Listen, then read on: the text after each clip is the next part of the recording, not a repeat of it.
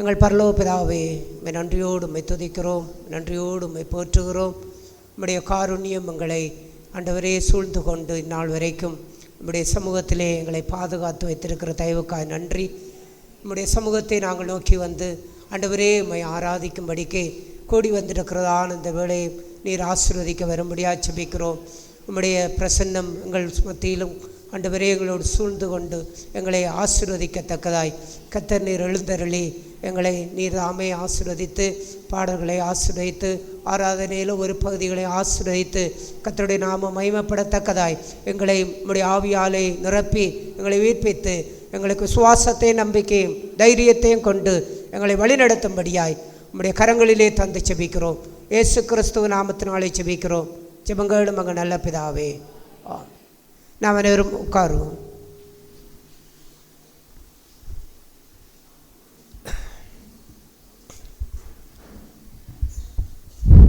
கர்த்தருடைய சமூகத்திலே நாம் அவரை மகிமைப்படுத்தத்தக்கதாக அவருடைய நாமத்தை நாம் உயர்த்தி அவரை துதித்து கீர்த்தனம் பண்ணத்தக்கதாக நாம் பாடல்களை பாடி ஆண்டவரை நாம் மகிமைப்படுத்தும். பாடலன் 36 கிறிஸ்தவ ஐக்கிய கீதங்கள் பாட புத்தகத்திலே பாடலன் 36வது பாடல். எந்த உள்ளம் புது கவியாலே பொங்க இயேசுவை பாடிடுவேன் என்றான பாடல். எந்த உள்ளம் புது கவியாலே பொங்க இயேசுவை பாடிடுவேன். எந்த உள்ளம் புது கவியாலே பொங்க இயேசுவை பாடிடுவேன். அவர் நாமம் கண்ட பரிமள தைலம் அவரையே நேசிக்கிறேன். அவர் நாமம் கண்ட பரிமள தைலம் அவரையே நேசிக்கிறேன். அல்லேலூயா துதி அல்லேலூயா எந்த நன்னலாம் இயேசுவை பாடிடுவேன்.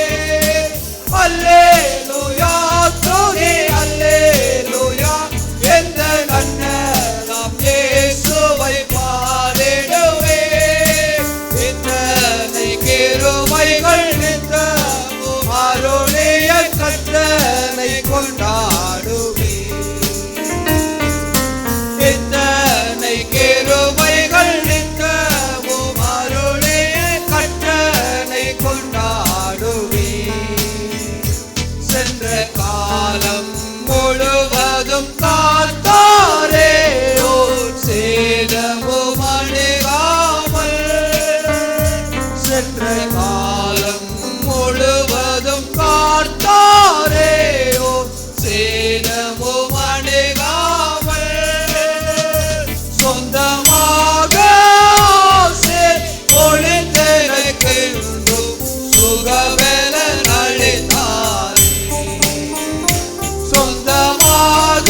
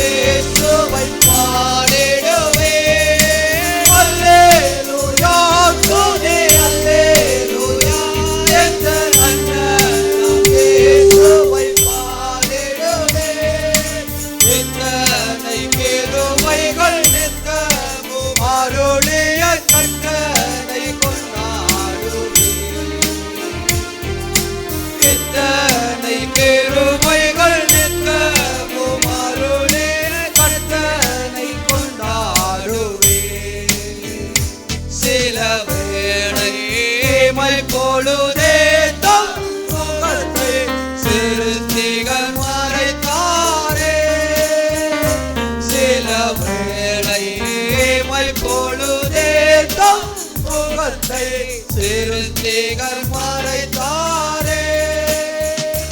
கடும் கோபம் நிரப்பவும் என்று கிருபையும் பொழிந்தாரே.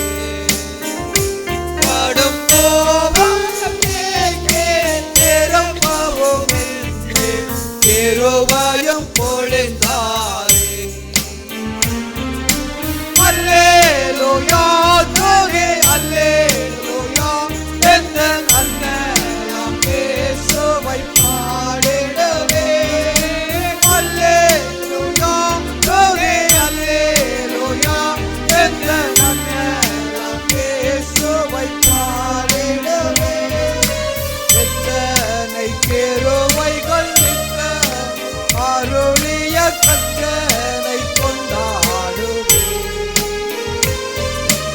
எத்தனை கிருபைகள் அருளிய கர்த்தனை கொண்டாடுவே.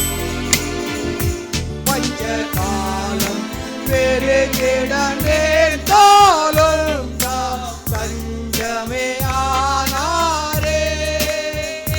பஞ்ச காலம் பெருகிட நேர்ந்தாலும் பஞ்சமே ஆனாரே. அங்குமே இன்றும் நோய்கள் பரவி வந்தாலும் அடைக்கலம் அளித்தாரே. அங்குமே இன்றும் நோய்கள் பரவி வந்தாலும் அடைக்கலம் அளித்தாரே. அல்லேலூயா துதி அல்லேலூயா என்ற நல்ல இயேசுவை பாடிடுவே. அல்லேலூயா துதி அல்லேலூயா என்ற நல்ல இயேசுவை பாடிடுவே. எத்தனை கிருபைகள் அருளிய கர்த்தனை கொண்டாடுவே. எத்தனை கிருபைகள் நித்தமும் அருளிய கர்த்தனை கொண்டாடுவே. களிப்போடு விரைந்தம்மை சேர்த்திட என் கர்த்தரே வருவாரே. களிப்போடு விரைந்தம்மை சேர்த்திட என் கர்த்தரே வருவாரே. அவளோடு நாமும் வானத்தை நோக்கி அனுதினம் காத்திருப்போம். அவளோடு நாமும் வானத்தை நோக்கி அனுதினம் காத்திருப்போம்.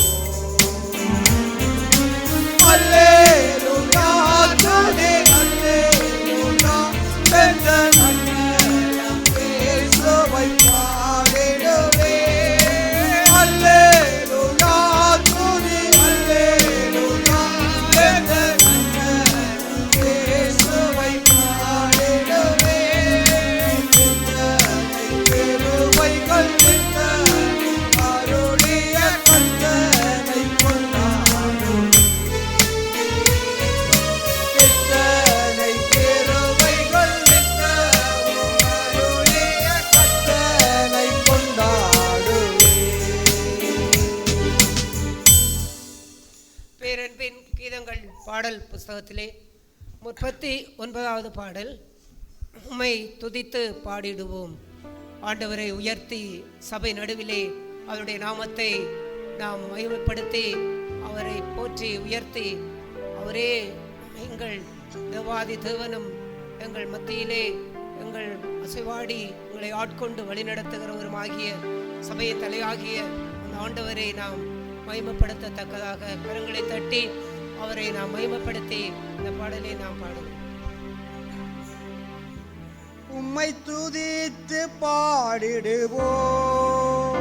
உம்மை உயர்த்தி பாடிடுவோம். உம்மை துதித்து பாடிடுவோம். உம்மை உயர்த்தி பாடிடுவோம். சபை நடுவினிலே உந்தன் நாமத்தை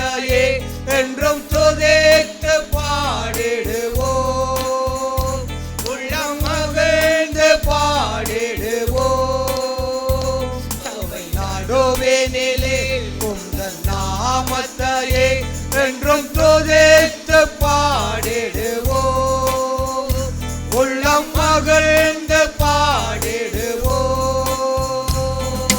சொல்லி சொல்லி பாடுவேன் அற்புதங்கள், எண்ணி எண்ணி பாடுவேன் அதிசயங்கள். சொல்லி சொல்லி பாடுவேன் அற்புதங்கள், எண்ணி எண்ணி பாடுவேன் அதிசயங்கள். கர்த்தர் செய்த கிரிகைகள் பெரியவைகள், எந்தன் வாழ்வை மாற்றிடும் அற்புதங்கள். கர்த்தர் செய்த கிரிகைகள் பெரியவைகள், எந்தன் வாழ்வை மாற்றிடும் அற்புதங்கள். உம்மை துதித்து பாடிடுவோம், உம்மை உயர்த்தி பாடிடுவோம், உம்மை துதித்து பாடிடுவோம், உம்மை உயர்த்தி பாடிடுவோம். நடுவேனிலே உந்தன் நாமத்தையே என்றும் துதித்து பாடிடுவோம், உள்ளம் மகிழ்ந்து பாடிடுவோம். மௌனம் எனக்கு இல்லையே, தேவ சமூகத்தில் நான் உமரில்லையே. மௌனம் எனக்கு இல்லையே, தேவ சமூகத்தில் நான் உமரில்லையே. ஆர்ப்பரித்து பாடுவேன் அகமகிழ்ந்தே, அன்பரில் இன்ப சந்நிதானமதிலே. ஆர்ப்பரித்து பாடுவேன் அகமகிழ்ந்தே, அன்பரில் இன்ப சந்நிதானமதிலே. உம்மை துதித்து பாடிடுவோம், உம்மை உயர்த்தி பாடிடுவோம், உம்மை துதித்து பாடிடுவோம், உம்மை உயர்த்தி பாடிடுவோம். சபை நடுவினிலே உந்தன் நாமத்தையே என்றும் துதித்து பாடிடுவோம், உள்ளம் மகிழ்ந்து பாடிடுவோம். தேவ நாமத்தை பிரஸ்தாபப்படுத்தும், எந்த விஷயத்திலும் வந்து ஆசீர்வதிப்பேன். தேவ நாமத்தை பிரஸ்தாபப்படுத்தும், எந்த வளத்திலும் வந்து ஆசீர்வதிப்பேன். மண்டலம் முழுவதும் பிரசன்னத்தால் நிரப்பிய எங்களையும் ஆசீர்வதியும். மண்டலம் முழுவதும் பிரசன்னத்தால் நிரப்பிய எங்களையும் ஆசீர்வதியும். உம்மை துதித்து பாடிடுவோம், உம்மை உயர்த்தி பாடிடுவோம், உம்மை துதித்து பாடிடுவோம், உம்மை உயர்த்தி பாடிடுவோம். சபை நடுவினிலே உந்தன் நாமத்தையே என்றும் துதித்து பாடிடுவோம், உள்ளம் மகிழ்ந்து பாடிடுவோம். துன்பங்கள் சொன்னபோதும் பாடிடுவேன், துயரங்கள் நிறைந்தாலும் பாடிடுவேன். துன்பங்கள் சொன்னபோதும் பாடிடுவேன், துயரங்கள் நிறைந்தாலும் பாடிடுவேன். வியாதி வேதனையில் பாடிடுவேன், வல்லவரின் விடுதலை கண்டிடுவேன். வியாதி வேதனையில் பாடிடுவேன், வல்லவரின் விடுதலை கண்டிடுவேன். உம்மை துதித்து பாடிடுவோம், உம்மை உயர்த்தி பாடிடுவோம், உம்மை துதித்து பாடிடுவோம், உம்மை உயர்த்தி பாடிடுவோம். சபை நடுவினிலே உந்தன் நாமத்தையே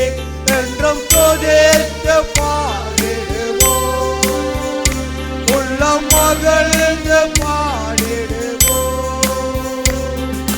சொந்து போன வேளையிலும் பாடிடுவேன், வேளவின நேரத்திலும் பாடிடுவேன்.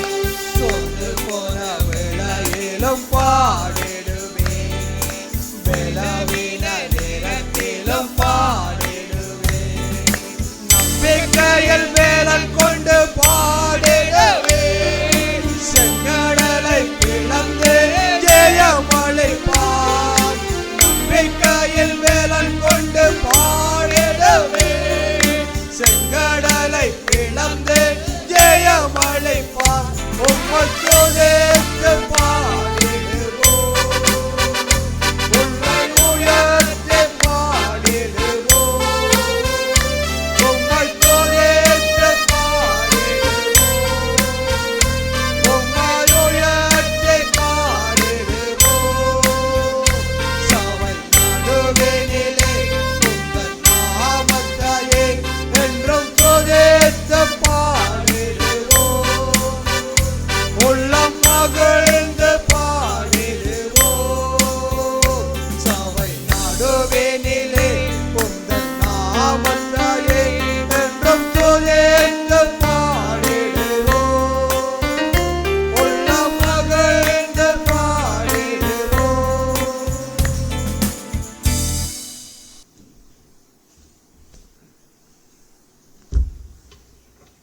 கர்த்தருடைய நாமம் மகிமைப்படுவதாக. வெளிப்படுத்தின விசேஷம்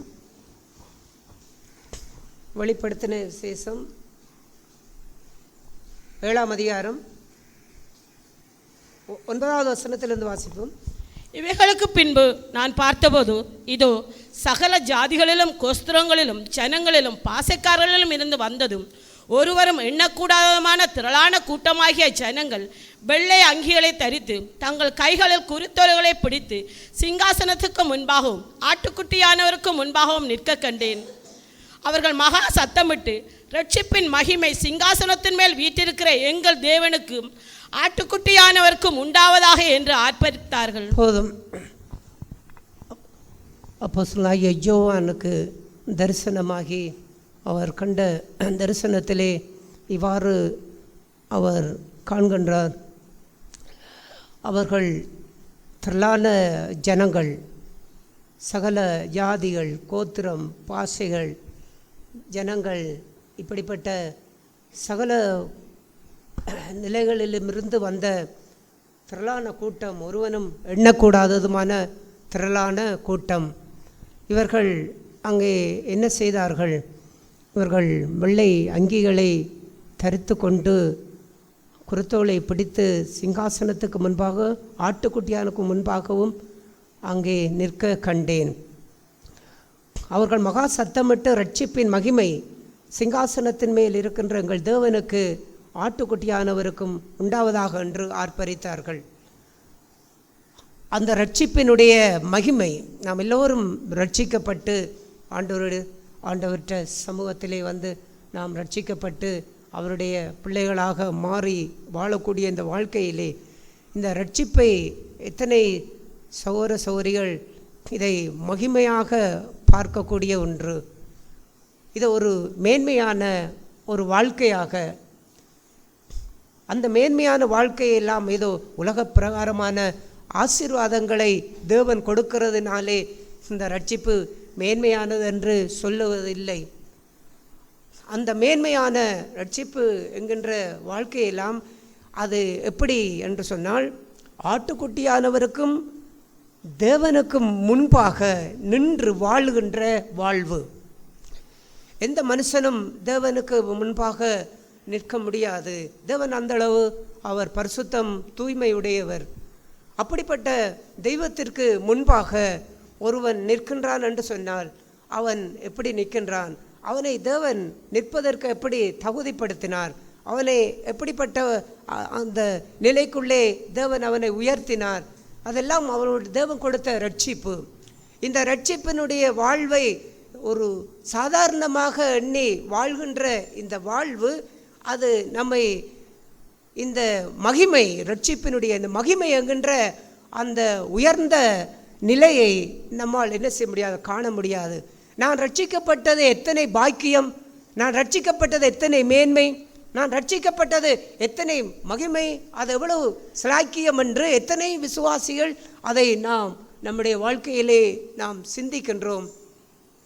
ஏனென்றால் அப்படிப்பட்ட இந்த ரட்சிப்பினுடைய அந்த மகிமையை தங்களுடைய வாழ்க்கையிலே ஒவ்வொருவரும் அதை மகிமையாக எண்ணக்கூடிய அந்த நிலை எங்கிருந்து வர முடியும், எப்போது வர முடியும் என்றால், நாம் பார்த்ததை போல வெள்ளை அங்கிகளை தரித்து கொண்டு என்ன செய்தார்கள், ஆட்டுக்குட்டியானவருக்கு முன்பாகவும் சிங்காசனத்திற்கு முன்பாகவும் அங்கே நின்றார்கள் என்று பார்க்கின்றோம்.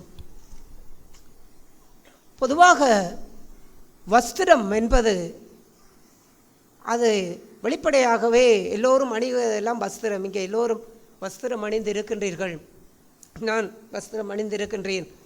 ஆனால் வஸ்திரம் என்பது வேறு, அங்கி என்பது வேறு. நான் இந்த வஸ்திரத்திற்குள்ளே ஒரு அங்கி அணிந்திருக்கின்றேன், அது உங்களுடைய கண்ணுக்கு தெரிகின்றதா? உங்களுக்கு தெரியாது. ஏனென்றால் அங்கி என்பது மறைந்திருப்பது, வஸ்திரம் அது வெளியரங்கமாக இருப்பது. அது யாவருக்கும் தெரியும். என்ன கலர் சாரி, வடிவான சாரி உடுத்தின்னு வந்திருக்கிறார்கள், இல்லாவிட்டால் அழகான ஷர்ட்டு போட்டுன்னு வந்திருக்கின்றார்கள், எல்லாம் பார்க்க முடியும். ஆனால் அதாவது அங்கி என்பது யூதர்கள் அவர்கள் அங்கே அங்கி என்று அணிந்து கொள்வார்கள். அது மெல்லிய அந்த துப்பட்டி போன்ற ஒரு நெட்டை போன்ற ஒரு வஸ்திரம், அதைத்தான் அங்கி என்பார்கள். அந்த அங்கியை அவர்கள் உள்ளே அணிந்திருப்பார்கள், இல்லாவிட்டால் இரவிலே அணிவார்கள், அந்த மெல்லிய வஸ்திரம். ஆகையால் அந்த மெல்லிய வஸ்திரத்தை தான் அங்கி என்று அங்கே சொல்லப்படுகின்றது. இங்கே இத்தனை திரளான கூட்டம் எல்லாம் நின்றார்கள் என்றால் அவர்களுடைய அங்கிகள் எப்படிப்பட்டதாக இருந்ததாம்? வெள்ளை அங்கிகளாக இருந்ததாம். அவருடைய வஸ்திரம் வெள்ளையாக இருந்தது என்று சொல்லவில்லை, வஸ்திரம் வெள்ளையாக இருக்கின்றது என்று அந்த வெளிப்படுத்தின விசேஷத்திலே அந்த சபைகளுக்கு எழுதும் பொழுது அங்கே எழுதுகிறார், அங்கே வெண்வஸ்திரத்தை உனக்கு தருவேன். அந்த வெண்வஸ்திரம் என்பது பரிசுத்தவான்களுடைய நீதிகள் என்பதெல்லாம் வெளிப்படையாக கண்களுக்கு தெரிவதுதான் நீதி. நாம் வெளிப்படையாக நீதி செய்வது, வெளிப்படையாக ஒரு மனுஷனிடத்திலே நேர்மையாக நடப்பது, வெளிப்படையாக அங்கே நாம் மற்றவனுக்கு தீமை செய்யாமல் இருப்பது, வெளிப்படையாக மற்றவர்களை நாம் மன்னித்து விடுவது, வெளிப்படையாக நாம் ஒரு ஒழுக்கம் உள்ளவர்களாக வாழ்வது, வெளிப்படையாக நாம் அங்கே மற்றவர்களுடைய பொருட்களையோ பணத்தையோ அங்கே எதையுமே இச்சிக்காமல் இருப்பது, வெளிப்படையாக எல்லாரையும் மன்னித்து விடுவது, இவ்வாறு வெளிப்படையாக நாம் செய்கின்ற எல்லாமே அது வஸ்திரத்திற்கு ஒப்பான நீதிகள். அது எல்லோருடைய கண்களை பார்க்க முடியும். இவ்வளவு பொறுமையுடையவனா, இவ்வளவு மன்னிக்கக்கூடிய சுபாவம் உடையவனா, இவ்வளவு அன்பு செய்யக்கூடியவனா, இவ்வளவு நன்மை செய்யக்கூடியவனா என்றெல்லாம் அங்கே என்ன செய்ய முடியும்? அதையெல்லாம் எல்லாரும் பார்க்க முடியும். அதெல்லாம் வஸ்திரம். ஆனால் இங்கே சொல்லப்படுகின்ற இந்த வார்த்தையின் பிரகாரம் அங்கி என்பது மறைந்திருப்பது, அது எல்லோருக்கும் தெரியாது. அவ்வாறு இவர்கள் எதை வெண்மையாக்கினார்கள் என்று இங்கே பார்க்கும் பொழுது வெள்ளை அங்கியை தரித்து கொண்டு நின்றார்கள். அப்படியானால் அந்த வெள்ளை அங்கி இவர்களுக்கு எப்படி கிடைத்தது? இந்த வெள்ளை அங்கியை ஆண்டவராகிய இயேசு கிறிஸ்து அவர்களுக்கு கொடுத்தினாரா? அதை குறித்து நாம் பார்க்கும் பொழுது இவ்வாறு அவர்களுடைய அந்த சத்தத்தை கேட்டு அவர்கள் சிங்காசனத்திலே தொழுது கொள்ளும் பொழுது மூப்பர்கள் அங்கே ஒரு தூதர்கள் யாவரும் சிங்காசனத்தை மூப்பர்கள் 4 ஜீவன்கள் சூழ நின்று சிங்காசனத்துக்கும்பா மூங்குப்புற விழுந்து தேவனை தொழுதார்கள் என்று பார்க்கின்றோம். அப்பொழுது 13வது வசனத்திலே மூப்பர்களில் ஒருவன் என்னை நோக்கி, வெள்ளை அங்கிகளை தரித்திருக்கிற இவர்கள் யார், எங்கே இருந்து வந்தார்கள் என்று கேட்டான். அப்பொழுது ஆண்டவரே, அது உமக்கே தெரியும் என்றேன் என்று அப்போஸ்தலனாகிய யோவான் சொல்லுகிறார். அப்பொழுது அவன் சொல்லுகிறார், அந்த மூப்பர் சொல்லுகிறார், இவர்கள் மிகுந்த உபத்திரவத்திலிருந்து வந்தவர்கள். இவர்கள் தங்கள் அங்கிகளை ஆட்டுக்குட்டியானவருடைய இரத்தத்திலே தோய்த்து வெளுத்தவர்கள். எப்படி இவர்களுக்கு வெள்ளை அங்கி கிடைத்தது? இந்த வெள்ளை அங்கியை எப்படி அவர்கள் தங்களுக்கு சொந்தமாக்கி கொண்டார்கள்? எப்படி அதை அணிந்தார்கள்? அதை தேவன் என்ன செய்யவில்லை, அங்கே கொடுக்கவில்லை. மாறாக அவர்கள் தங்களுடைய அங்கிகளை ஆட்டுக்குட்டியானவருடைய இரத்தத்திலே தோய்த்து வெளுத்தார்கள். அதாவது கரைபட்டு இருக்கக்கூடிய அந்த அங்கிகளை, மாம்சத்தினால் கரைபட்டிருக்கிற வஸ்திரத்தை வெறுத்து தள்ளுங்கள் என்று யூதா எழுதின நிருபத்திலே நாம் பார்க்கின்றோம். அது வெளிப்படையான காரியங்களை நீங்கள் என்ன செய்யுங்கள், மாம்சத்தின் கிரியைகள் வெளியரங்கமாக இருக்கிறது. விபச்சாரம், களவு, பொய், அங்கே தூஷணம், பகைகள், விரோதங்கள், வைராக்கியங்கள், கொலைகள், வெறிகள், இது மாம்சத்திற்குரிய வெளியரங்கம். இந்த வெளியரங்கமான பாவங்கள், இந்த வெளியரங்கமான கிரியைகள் உங்களுடைய வஸ்திரங்களை என்ன செய்யக்கூடாது, கரைப்படுத்தக்கூடாது. அதை வெறுத்து தள்ளுங்கள். அது ரட்சிப்புக்கு புறம்பான காரியங்கள். ஆகையால் ரட்சிப்புக்கு புறம்பான காரியங்களெல்லாம் களைந்து நீங்கள் இப்பொழுது ரட்சிக்கப்பட்டு விட்டீர்கள். இப்பொழுது உங்களுடைய ரட்சிப்பு மகிமை உள்ள ஒரு ரட்சிப்பாக இருக்க வேண்டும். உங்களுடைய ரட்சிப்புக்கு ஒரு மகிமை, தேவனுடைய மகிமை உங்களுடைய ரட்சிப்புக்கு கிடைக்க வேண்டும். அப்படிப்பட்ட அந்த மகிமையை கொண்டு வரக்கூடிய காரியங்கள் தான் எதுவென்றால் இந்த அங்கியை வெண்மையாக்கி வைத்திருக்கிற வாழ்க்கை.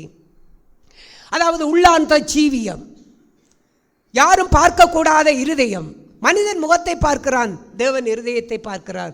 சில சூழ்நிலைகள், சில பிரச்சனைகள் வரும் பொழுது, சிலர் தங்களை குற்றம் சாட்டும் பொழுது, குறையாய் பேசும் பொழுது சொல்லுவார்கள், மனிதன் முகத்தை பார்க்கிறான், தேவன் இருதயத்தை பார்க்கிறார், தேவனுக்கு எல்லாம் தெரியும் தானே என்று அங்கே அவ்வாறு சொல்லுவார்கள்.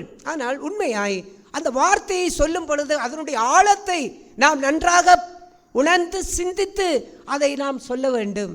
ஏனென்றால் தேவன் இருதயத்தை பார்க்கிறார் என்று சொன்னால் அந்த இருதயத்தை பார்க்கின்ற அந்த தெய்வத்திற்கு முன்பாக யார் நிற்க முடியும்? நாம் இங்கே பார்த்ததை போல அவர்கள் சிங்காசனத்திற்கும் ஆட்டுக்குட்டியானவருக்கும் முன்பாக நின்றார்கள் என்று பார்க்கின்றோம். தேவனுக்கு முன்பாக யார் நிற்க முடியும்? அவருக்கு முன்பாக நின்று கொண்டு அவர் என்னை பார்க்கின்றார், என்னை காண்கின்றார், என் இருதயத்தினுடைய நினைவுகளை அறிகின்றார் என்று அவ்வாறு யாரெல்லாம் அவ்வாறு தங்களுடைய வாழ்க்கையிலே நிதானிக்க முடியும்? தெய்வத்துக்கு பயந்து வாழுகின்ற மனுஷன், மனுஷனுக்கு பயந்து வாழுகிற மனுஷன் அவன் என்ன செய்கின்றான்? அவன் மனுஷன் தன்னை பார்க்கும் பொழுது தான் எப்படி இருக்க வேண்டும், எப்படி நடக்க வேண்டும். ஆகையால் மனுஷனுக்கு முன்பாக தன்னுடைய வஸ்திரத்தை கரைபடாமல் என்ன செய்ய வேண்டும், வைத்திருக்க வேண்டும், வெண்மையாய் வைத்திருக்க வேண்டும் என்று அவ்வாறு வெண்மையை வஸ்திரத்தை அவ்வாறெல்லாம் வைத்திருக்க முடியும். ஆனால் தேவன் என்னை காண்கின்றார், தேவன் என்னை பார்க்கின்றார். அப்படி என்றால் அவர் எதை பார்க்கின்றால்? என் இருதயத்தை பார்க்கின்றார். ஏனென்றால் இந்த இருதயத்தில் உள்ளார்ந்த இந்த வாழ்க்கையாயத்தான் அங்கி என்று இங்கே ஆவியானவர் இந்த வெளிப்படுத்தின விசேஷத்திலே அங்கே காண்பிக்கின்றார். அங்கியை தோய்த்து வெளுத்தார்கள். இந்த அங்கி அவருடைய வாழ்க்கையிலே அங்கே நான் பார்ப்பதை போல இந்த இருதயம் மகா கேடுள்ளதும் திருக்குள்ளதுமா இருக்கிறது. இப்படிப்பட்ட இந்த இருதயத்தில் இருந்து கொண்டுதான் என்ன செய்கின்றது? எல்லா பாவங்களும் இருதயத்தில் இருந்துதான் புறப்படுகிறது என்று ஆண்டவர் சொன்னார். ஆகையாலே தான் இயேசு பாவத்தை இப்பொழுது எங்கே அவர் ஆக்கினைக்குள்ளாய் தீர்க்க வேண்டும் என்று சொன்னார் என்றால், உன்னுடைய இருதயத்திலே அதை நீ ஆக்கினைக்குள்ளாய் தீர்க்க வேண்டும். பாவத்தை பரிசேயர்கள் வெளியிலே தான் ஆக்கினைக்குள்ளாய் தீர்த்தார்கள். பாவத்தை வெளியரங்கமாய் காணும் பொழுதுதான் மோசேயினுடைய சட்டதிட்ட பிரமாணத்தின்படி இதற்கு இன்ன தண்டனை கொடுக்க வேண்டும், இதுக்கு இன்ன அங்கே நியாயம் செய்ய வேண்டும் என்று சொல்லி அவர்கள் ஒரு ஆக்கினை தீர்ப்பை கொடுத்தார்கள். ஆனால் இயேசு அந்த ஆக்கினை தீர்ப்பை அவர் அங்கீகரிக்கவில்லை. விபச்சார ஸ்திரியை கொண்டு வந்து அவர் கொல்லப்பட வேண்டும் என்றார்கள். இயேசு அதை அங்கீகரிக்கவில்லை. ஏன் அவர் அங்கீகரிக்கவில்லை என்றால், அவர் பாவத்தை வெளியிலே ஆக்கினைக்குள்ளாய் தீர்ப்பதை விட இருதயத்திலே ஆக்கினைக்குள்ளாய் தீர்க்க வேண்டும் என்று இயேசு அதை வெளிப்படுத்தினார். ஆகையால்தான் விபச்சாரம் செய்யாதிருப்பாயாக. நான் சொல்லுகின்றேன், ஒரு ஸ்திரியை இருதயத்திலே இச்சிக்கிறவன் அவன் விபச்சாரம் செய்கின்றான். இருதயத்திலே தன் சகோதரனை பகைக்கின்றவன் அவன் மனுஷ கொலைபாதகனாய் இருக்கின்றான். ஆதலால் அவர் ஆக்கினைக்குள்ளாய் தீர்க்கக்கூடிய அந்த புதிய ஏற்பாட்டினுடைய புதிய உடன்படிக்கையினுடைய பிரமாணமே எதுவென்றால் இருதயம். என்னுடைய பிரமாணத்தை அவர்களுடைய இருதயத்திலே எழுதுவேன், அவருடைய இருதயமாகிய சதையிலே எழுதுவேன். பழைய ஏற்பாட்டிலே பிரமாணங்கள் கற்பலைகளிலே எழுதப்பட்டது, புதிய ஏற்பாட்டிலே அது இருதயத்திலே எழுதப்படுகின்றது. ஏனென்றால் இதுதான் அங்கி. இந்த அங்கியை ஆட்டுக்குட்டியானவருடைய இரத்தத்தினாலே நாள்தோறும் தோய்த்து வெளுப்பவர்கள் யார்? மகா கொடிய உபத்திரவத்திலிருந்து வந்தவர்கள். இவர்கள் எப்படி தங்களுடைய அங்கியை வெண்மையாக்கினார்கள்? இவர்கள் கொடிய உபத்திரவத்திலே அகப்படும் பொழுது, உபத்திரவங்களுக்கூடாக நடத்தப்படும் பொழுது இவர்களுடைய அங்கிகள் கரை படியும்படிக்கு கசப்புகளும், அங்கே இல்லாவிட்டால் தீமையை சகிக்க முடியாத தன்மைகளும், மன்னிக்க முடியாத தன்மைகளும், அங்கே இருதயத்திலே முறுமுறுக்கிற தன்மைகளும், அங்கே அவர்கள் மற்றொரு சமாதானம் பண்ணக்கூடாத நிலைகளும், தீமையை மனப்பூர்வமாக சகித்து வாழ முடியாத நிலை, உள்ளத்திலே சந்தோஷத்தை தங்களாலே உருவாக்கி கொள்ள முடியாத நிலை, மற்றவர்களை இருதயத்திலேயே அவர்கள் ஏற்றுக்கொண்டு அன்பு செய்ய முடியாத இப்படிப்பட்ட அநேக கசப்பான சூழ்நிலைகள், கசப்பான காரியங்களை எல்லாம் இவர்கள் ஒவ்வொரு கொடிய உபத்திரவத்துக்குள்ளே நடத்தப்படும் பொழுதெல்லாம் அவர்களுடைய அங்கிகளை, கரைகளை பார்த்தார்கள். இன்றைக்கு யார் வஸ்திரத்தை வெண்மையாய் வைத்திருக்க வேண்டும் என்று யார் விரும்புகிறீர்கள்? அங்கியை வெண்மையாய் வைத்திருக்க வேண்டும் என்று யார் விரும்புகிறீர்கள்? அங்கி ஒருவருக்கும் தெரியவில்லை தானே. ஆதலால் அதை இப்பொழுது சுத்தம் செய்கின்ற காரியம் நமக்கு பிரதானம் அல்ல, வஸ்திரம்தான் இப்பொழுது பிரதானம். ஏனென்றால் நாம் விசுவாசிகள், ரட்சிக்கப்பட்டவர்கள், சபையில் இருப்பவர்கள், நாம் ஒரு தவறான காரியத்தை செய்தால் மற்றவர்கள் பார்த்து நம்மை என்ன செய்வார்கள்? நம்மை அங்கே குற்றம் பிடிப்பார்கள், குறை சொல்லுவார்கள். இல்லாவிட்டால் அங்கே சபையை பற்றி அவர்கள் இழிவாக பேசுவார்கள். இல்லாவிட்டால் என்னுடைய விசுவாசத்தை பற்றி, என்னுடைய ஆவிக்குரிய அந்த மதிப்பை குறைத்து பார்ப்பார்கள். இப்படியெல்லாம் நினைத்து கொண்டு இந்த வஸ்திரத்தை நான் மற்றவர்களுக்கு முன்பாக கோபப்பட்டு விடக்கூடாது, மற்றவர்களுக்கு முன்பாக நான் பொய் சொல்லிவிடக்கூடாது, மற்றவர்களுக்கு முன்பாக நான் உண்மை இல்லாமல் நடந்து கொள்ளக்கூடாது, மற்றவர்களுக்கு முன்பாக நான் அசுத்தமான காரியங்களை பார்க்கக்கூடாது, தீமையான காரியங்களை பார்க்கக்கூடாது, தீமையான வழிகளுக்குள்ளே நான் செல்லக்கூடாது என்று அப்படிப்பட்ட வஸ்திரங்களை எல்லாம் அங்கே பார்க்கின்ற அந்த நிலைகளெல்லாம் கடந்து தேவனுக்கு முன்பாக நிற்கின்ற மனுஷன், சிங்காசனத்துக்கு முன்பாக நிற்கின்ற மனுஷன் அங்கியை கர்த்தர் பார்க்கின்றார், என்னுடைய உள்ளத்தை பார்க்கின்றார். ஆகையால் இந்த அங்கி இப்பொழுது உபத்திரப்படும் பொழுது அது கரைப்படுகின்றது. நான் அங்கே மன்னிப்பு கேட்பார்கள், என்னை மன்னித்துக் கொள்ளுங்கள் என்று. சரி, நான் மன்னித்து விட்டேன் என்று நாம் சொல்லி விடுகின்றோம். ஆனால் இருதயத்திலே அந்த காரியத்தை நாம் மறந்து விடுகின்றோமா? இல்லாவிட்டால் மற்றவர்கள் நம்மை கோபமாய் பேசிக்கொண்டிருக்கிறார்கள், கடினமாய் பேசிக்கொண்டிருக்கிறார்கள், இல்லாவிட்டால் நம்ம அவமானப்படுத்தும்படி பேசிக்கொண்டிருக்கிறார்கள். அப்பொழுது நாம் சொல்லுகின்றோம், நீ என்ன வேணுமென்றாலும் பேசிவிட்டு போ, நான் ஒன்றும் கலைக்க மாட்டேன்.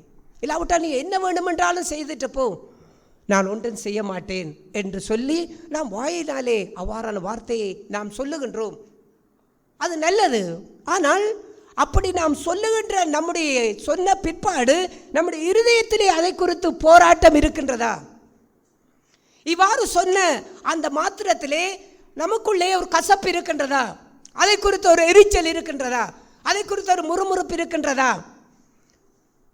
ஏன் இப்பொழுது இந்த அங்கியை கர்த்தர் பார்க்கின்றாரே, இந்த உள்ளார்ந்த வாழ்க்கையை தேவன் பார்க்கின்றாரே.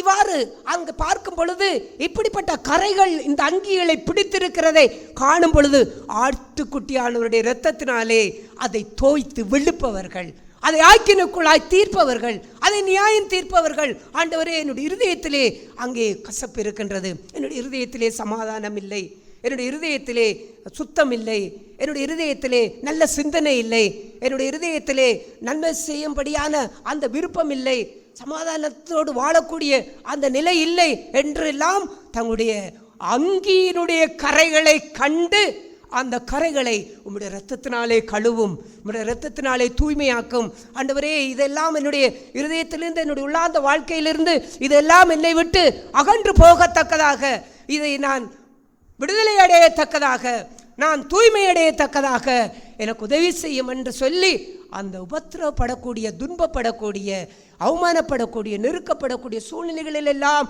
இந்த இருதயத்திற்குள் உள்ளார்ந்த வாழ்க்கையிலிருந்து வரக்கூடிய ஒவ்வொரு உணர்வுகளையும், அதாவது பரிசுத்தத்துக்கும் தெய்வத்திற்கும் புறம்பான காரியங்கள், நான் தேவனுக்கு முன்பாக நின்று கொண்டிருக்கின்றேன், தெய்வத்துக்கு முன்பாக நின்று கொண்டிருக்கின்றவன் அவர் ஒளியில் இருக்கிறது போல நீங்கள் ஒளியிலே நடவுங்கள், அவர் பரிசுத்தராய் இருக்கிறது போல நீங்களும் உங்களை பரிசுத்தமுள்ளவர்களாய் மாற்றிக்கொள்ளுங்கள், அவர் பாவம் பாராத சுத்த கண்ணர் ஆகையால் அவர் இருதயத்திலே கூட அவர் பாவத்தை என்ன செய்ய மாட்டார், அனுமதிக்க மாட்டார் என்று அந்த தெய்வத்திற்கு முன்பாக நின்று வாழ்கின்ற, வாழ்விலே ஜீவிக்கின்ற, தெய்வ பயம் கொண்ட சகோதர சகோதரிகளான் அங்கிகளிலே கவனம் செலுத்துவார்கள்.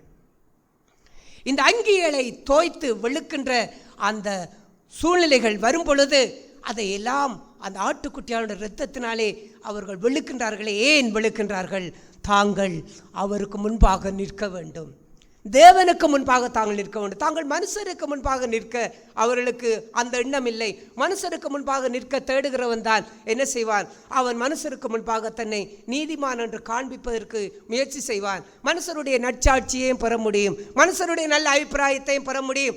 யாரை குறித்தும், எதை குறித்தும், எந்த சூழ்நிலைகளை குறித்தும் இந்த உள்ளார்ந்த அங்கி அது வெண்மையா இருக்கின்றதா? அது கரைபட்டிருக்கின்றதா? நிச்சயமாக கரைபடும். அவ்வாறு கரைப்பட்ட வாழ்க்கையிலே தான் இவர்கள் என்ன செய்தார்கள்? அதை நாள்தோறும் அதை தோய்த்தார்கள். இயேசு கிறிஸ்துவினுடைய இரத்தத்தினாலே அதை தோய்த்தார்கள், வெளுத்தார்கள். அது அந்த கரை தங்களுடைய அங்கியில் இருக்க வேண்டும் என்று அவர்கள் விரும்பவில்லை. இவ்வாறு வாழ்நாள் முழுவதும் சோதிக்கப்படும் பொழுதெல்லாம் இவ்வாறு அதை தோய்த்து தோய்த்து வெளுத்து வெளுத்து தங்களை நியாயம் தீர்த்து தேவனுக்கு முன்பாக தங்களை சுத்திகரித்து, ஆண்டவரே என்னுடைய இருதயத்திலே கூட இப்படிப்பட்ட சிந்தனை இருக்கக்கூடாது, என்னுடைய இருதயத்திலே கூட இப்படிப்பட்ட எண்ணங்கள் இருக்கக்கூடாது, இந்த இருதயத்திலே கூட இவக்கு நீர் பார்க்கின்ற பிரகாரமாக அங்கே நான் செயல்படக்கூடிய அந்த வாழ்க்கைக்கு புறம்பான ஒன்று என்னுடைய இருதயத்திலே கூட இருக்கக்கூடாது. ஆகையால் இந்த உள்ளார்ந்த வாழ்வை, இந்த அங்கியை ஆண்டவரே நியாயம் தீர்க்கின்றேன், அதை ஆக்கிரக்குள்ளாய் தீர்க்கின்றேன், அதை சுத்திகரியும் இரத்தத்தினாலே கழுவும், சுத்திகரியும். இவ்வாறு இந்த வாழ்நாள் முழுவதும் இந்த உபத்திரவப்படும் பொழுதெல்லாம் வாழ்ந்து கொண்டு தோய்த்து வாழ்ந்தவர்கள்தான் இந்த வெள்ளை அங்கியை தரித்தவர்களாக ஆட்டுக்குட்டியானவருக்கு முன்பாக நின்றார்கள் என்று பார்க்கின்றோம். இப்படித்தான் அவர்களுக்கு வெள்ளை அங்கி கிடைத்தது. அவர்கள் தங்கள் அங்கிகளை வெண்மையாக்கியது அது அவர்களுடைய அந்த பூமியிலே அவர்கள் உபத்திரப்படுகின்ற காலங்களிலெல்லாம் இருதயத்தை தேவன் பார்க்கின்றார் என்று எண்ணி தங்களுடைய முழு கவனத்தையும் அங்கிகளிலே செலுத்தினவர்கள். அதனால் நாம் நம்முடைய கவனத்தை வாழ்க்கையிலே எங்கே செலுத்துகின்றோம்? வஸ்திரத்திலே செலுத்துகிறோமா, அங்கியிலே செலுத்துகிறோமா? ஆகையால் இந்த அங்கியிலே தங்களுடைய கவனத்தை செலுத்துகிறவர்களால் தேவனுக்கு முன்பாக, ஆட்டுக்குட்டியானவருக்கு முன்பாக நிற்க பாத்திரவான்கள் என்று அங்கே நாம் பார்க்கின்றோம். ஆகையால் கடைசி காலங்களிலே நாம் அங்கே பரலோகத்திலே தேவனுடைய அந்த சிங்காசனத்துக்கு முன்பாக நாங்கள் நிற்கும் பொழுது அந்த நேரத்திலே அவர் இதை கொண்டு நம்மை பார்க்கின்றார். அவர் நீதிகள் என்கின்ற காரியங்கள் அது வெளியரங்கமான நீதிகள். நாம் மேலே அந்த 12 கோத்திரத்தை குறித்து பார்க்கிறோம். 1,44,000 பேர், அந்த 1,44,000 பேர் எல்லாம் அது யாக்கோப்பினுடைய அந்த இஸ்ரேல் அந்த கோத்திரத்தில் இருந்து வந்த ஜனங்கள். அவர்கள் எல்லாம் அங்கே தேவ நீதி என்று சொல்லக்கூடியதெல்லாம் அவர்கள் வெளிப்படையான நீதிகளை செய்தவர்கள். அவர்களுக்கு எல்லாம் பழைய ஏற்பாட்டிலே இருதயத்திலே பரிசுத்தம் என்ற ஒரு காரியத்தை அவர்கள் அந்த அளவுக்கெல்லாம் அவர்கள் உணரவில்லை, கற்றுக்கொள்ளவில்லை. அந்த அளவுக்கெல்லாம் பிரமாணம் அவர்களை அங்கே அழுத்தமான வாழ்க்கைக்குள்ளே நடத்தவில்லை. புதிய ஏற்பாட்டிலே தான் இயேசு கிறிஸ்துவுடைய இரத்தத்தினாலே தான் அங்கிகளை வெளுக்க முடியும். இயேசு கிறிஸ்துவுடைய இரத்தத்தினாலே தான் தங்களுடைய உள்ளார்ந்த வாழ்க்கையை பரிசுத்தப்படுத்த முடியும். ஆகையால் இந்த நமக்குள்ளே நாம் சிந்திக்கின்ற, இல்லாவிட்டால் யோசிக்கின்ற, செயல்படக்கூடிய இந்த காரியங்களில் எல்லாம் நம்முடைய உள்ளார்ந்த ஜீவியத்திலே யாரை குறித்தும், எந்த சூழ்நிலைகள் குறித்தும் என்ன எண்ணங்கள் ஓடிக்கொண்டிருக்கின்றது, எப்படிப்பட்ட சிந்தனைகள் ஓடிக்கொண்டிருக்கிறது?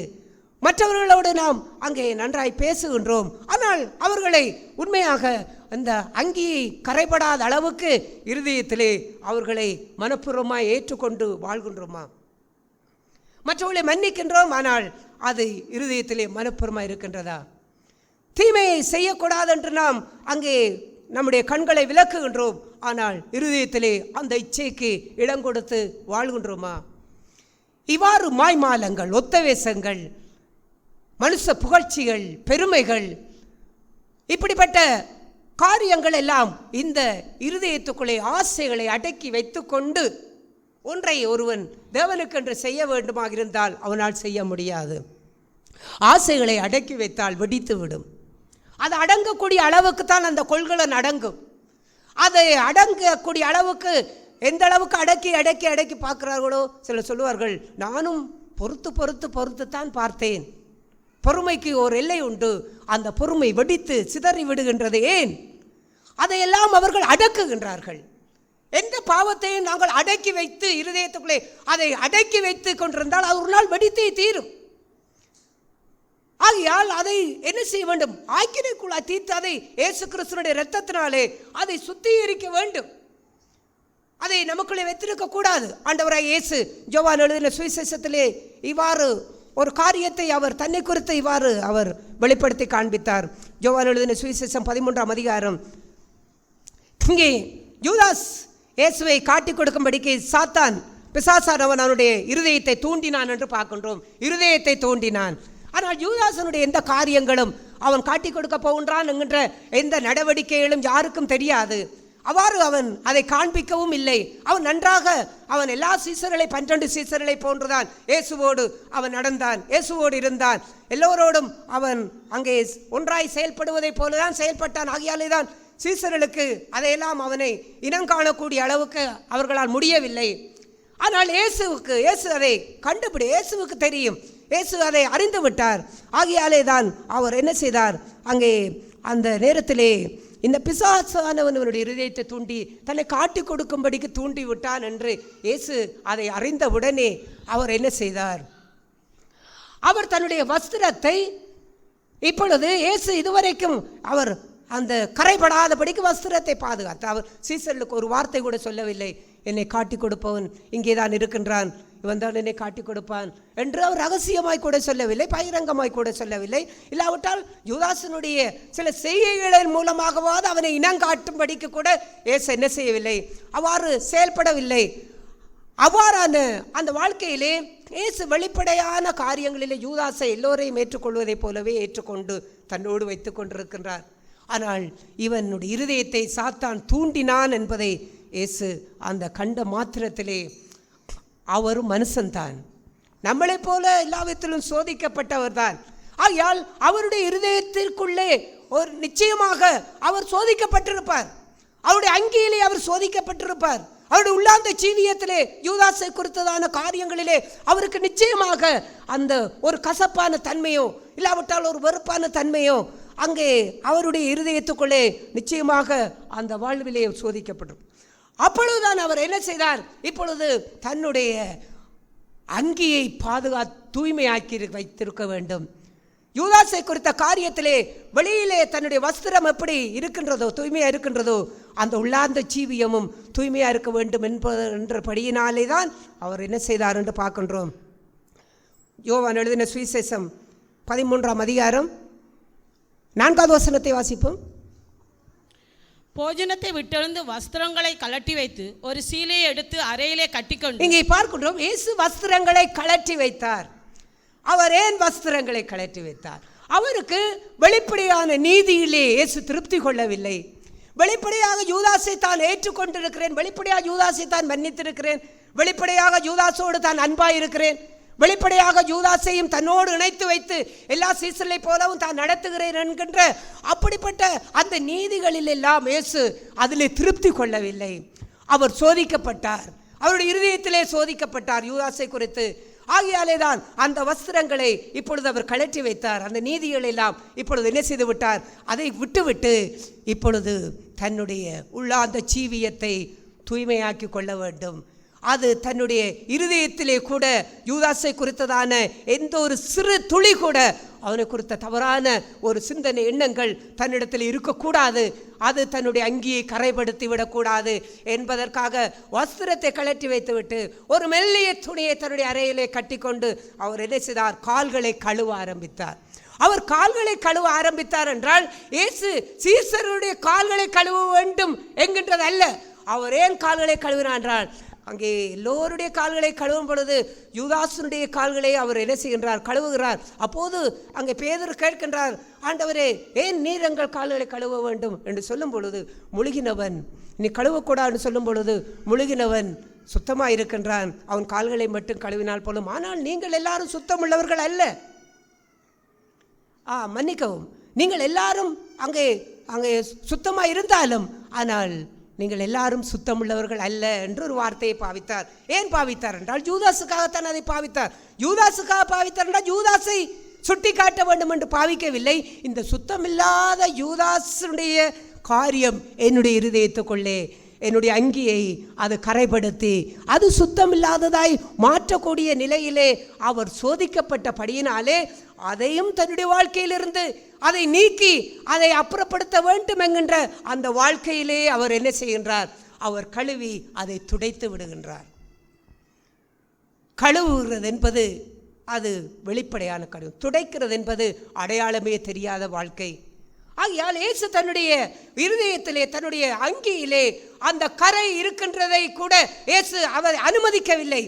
அந்த அங்கியை கூட அவர் வெண்மையாக்கி அதை தூய்மையாக்கி தன்னுடைய இருதயத்தை எந்த ஒரு மாசும் இல்லாதபடிக்கு யாரை குறித்தும் எந்த சூழ்நிலைகளை குறித்தும் ஒரு கரை கூட யார் தீமை செய்திருக்கலாம், அவமானப்படுத்தி இருக்கலாம், உபத்திரவப்படுத்தி இருக்கலாம், துன்பப்படுத்தி இருக்கலாம், ஏமாற்றி இருக்கலாம், நஷ்டப்படுத்தி இருக்கலாம், பணத்தை ஏமாற்றி இருக்கலாம், இல்லாவிட்டால் அங்கே நம்மை ஒரு தீமையை செய்திருக்கலாம். யாதொரு கரை கூட அது நிமித்தம் இந்த இருதயத்துக்குள்ளே வைத்திருக்க கூடாத படிக்கு அதை கூட தன்னிடத்திலிருந்து அதை நீக்குகிறதற்கு அடையாளமாகவே அவர் என்ன செய்தார்? கால்களை கழுவினார். அப்போது அவர் சொன்னார், நான் உங்களுக்கு ஒரு மாதிரியை காண்பித்திருக்கின்றேன். நீங்கள் எப்படி வாழ வேண்டும், எப்படி நடக்க வேண்டும். உங்களுக்கு எதிரான சூழ்நிலைகள் வரும் பொழுது, மனிதர்கள் எழும்பும் பொழுது நீங்கள் எப்படி வாழ வேண்டும், எப்படி இருக்க வேண்டும் என்ற ஒரு வாழ்க்கையை இப்பொழுது நான் உங்களுக்கு காண்பித்திருக்கிறேன். இதே போல நீங்கள் செய்யுங்கள். அப்படி என்றால் என்ன அர்த்தம்?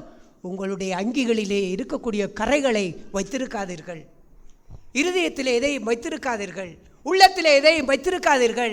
கழுவுங்கள், கழுவி விடுங்கள், விடுதலையாக்குங்கள். நீங்கள் உங்களை தூய்மையாக்கி கொள்ளுங்கள், உங்களுடைய அங்கிகளை தூய்மையாக்கி கொள்ளுங்கள். எல்லாம் செய்துவிட்டு அவர் தம்முடைய வஸ்திரத்தை அணிந்து அங்கே உட்கார்ந்தார் என்று பார்க்கின்றோம். ஆகையால் இப்படிப்பட்ட ஒரு வாழ்க்கையை அவர் ஆண்டவர் இயேசு தன்னுடைய சோதிக்கப்படுகின்ற நேரங்களிலே, துன்பப்படுகிற நேரங்களிலே அவருடைய இருதயத்திலே இருக்கக்கூடிய அந்த கரைகளை அவர் கண்ட மாத்திரத்திலே என்ன செய்து விட்டார்? அவர் எழுந்து விட்டாரே. அவர் வெறும் வெளிப்படையான அந்த வஸ்திரத்தினுடைய நீதிகளிலே அவர் திருப்தி கொண்டு என்ன செய்யவில்லை? அங்கே கசப்பையும் வெறுப்பையும் உள்ளத்துக்குள்ளே வைத்து கொண்டிருக்கவில்லை, பாவத்தை இருதயத்துக்குள்ளே வைத்து கொண்டிருக்கவில்லை. ஆகையாலே தான் ஆண்டவர் மத்தேயு எழுதின சுவிசேஷத்திலே இவ்வாறு அவர் சொன்னார். மத்தேயு எழுதின சுவிசேஷம் 5ஆம் அதிகாரம், மத்தேயு எழுதின சுவிசேஷம் 5ஆம் அதிகாரம் 40வது வசனத்தை வாசிப்போம். உன்னோடு வழக்காடி உன் வஸ்திரத்தை எடுத்துக்கொள்ள வேண்டுமென்று இருக்கிறவனுக்கு உன் அங்கியை விட்டுவிடு. இந்த வார்த்தையை நாம் எத்தனையோ தடவை நாம் வாசித்திருக்கலாம், எத்தனையோ தடவை கேட்டிருக்கலாம். இங்கே ஆண்டவர் சொல்லுகிறார், உன் வஸ்திரத்தை எடுத்துக்கொள்ள வேண்டுமென்று இருக்கிறவனுக்கு இதை விட்டுவிடு என்று சொன்னார். உன் அங்கியை விட்டுவிடு. அங்கி எது? இது ஏன் ஆண்டவர் இவ்வாறு சொன்னார்? இயேசு தன்னுடைய வாழ்க்கையிலே தான் செய்யாத ஒன்றை ஒருபோதும் நமக்கு சொல்லவில்லை. அவர் சோதிக்கப்பட்டார். ஆகையால் நாமும் அப்படி சோதிக்கப்படுவோம் என்பது அவருக்கு தெரியும். அவர் இருதயத்திலே சோதிக்கப்பட்டார். ஆகையால் யூதாசு அவருடைய கால்களை அவர் கழுவினார், தன்னை பாதுகாத்து கொண்டார். இப்பொழுது உன் வஸ்திரத்தை எடுத்துக்கொள்ள வேண்டும் என்று ஒருவன் உன்னோடு போராடுகின்றான், அவன் உன்னோடு வாக்குவாதம் செய்கின்றான், உன்னோடு பிரச்சனைப்படுகின்றான், தான் செய்ததுதான் சரி, நீ செய்தது பிள்ளை என்று சொல்லுகின்றான். உன்னுடைய உரிமையை எடுத்துக்கொள்ள வேண்டும் என்று விரும்புகின்றான். இல்லாவிட்டால் அவன் தன்னை நியாயப்படுத்த வேண்டும் என்று விரும்புகின்றான்.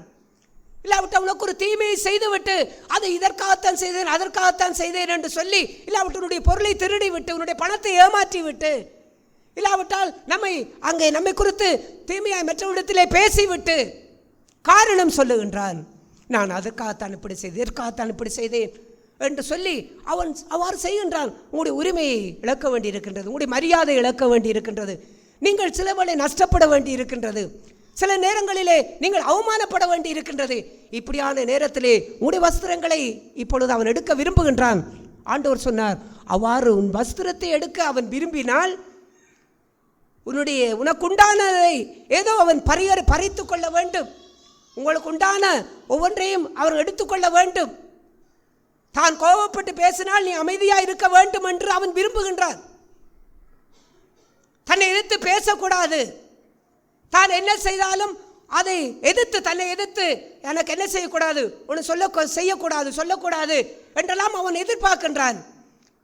அவன் உன்னுடைய வஸ்திரத்தை எடுத்துக்கொள்ள விரும்புகின்றான். இப்பொழுது ஆண்டவர் சொன்னார், இப்பொழுது நீ வஸ்திரத்தை இலகுவாய் ஒருவேளை விட்டுவிட முடியும். நீ என்னவாது பேசி விட்டு போ, சரி என்னவாது நீ செய்து விட்டு போ, சரி நீ செய்ததுதான் சரி, சரி நீ செய்ததுதான் சரி என்று சொல்லி கூட அங்கே காரியத்தை முடித்து விடுகின்றோம். அப்படியெல்லாம் சொல்லி உங்களுடைய வஸ்திரத்தை நீங்கள் விடுகின்றீர்கள். ஆண்டவர் சொன்னார், அந்த வஸ்திரத்தை நீ விட்ட பிற்பாடு இப்பொழுது உன்னுடைய இருதயத்தை பார். நீ எதை இழந்தாய், அந்த இழந்த காரியத்தை குறித்து உன்னுடைய இருதயத்திலே என்ன நினைவுகள் இருக்கின்றது? உங்களுக்குள்ளே கேள்விகள் எழும்புகிறது. இதெல்லாம் ஒரு மனுஷனா? இவரெல்லாம் ஒரு விசுவாசியா? இவர்களெல்லாம் ஒரு பெற்றோரா? இவர்களெல்லாம் அங்கே ஒரு உறவுகளா? இப்படி செய்கின்றார்களே, ஒரு நியாயமே இல்லாதவர்கள், ஒரு நீதியே இல்லாதவர்கள்